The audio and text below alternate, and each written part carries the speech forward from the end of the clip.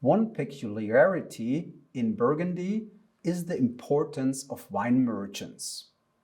There are 266 traders who either buy grapes or the must or ready wines, which they can then blend. For example, if they market it as Bourgogne Rouge, and then they would bring it to the market.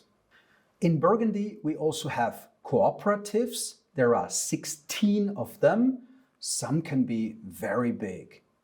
Most importantly, we have rather small independent wine growers and wine makers.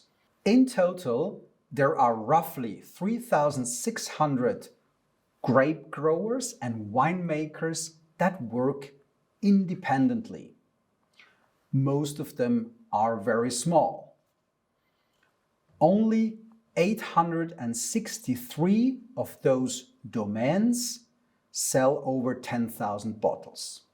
The economic importance of viticulture and wine trade in Burgundy is enormous. Only 1.2% of the agricultural land are dedicated to viticulture, but they provide jobs for approximately 45,000 employees.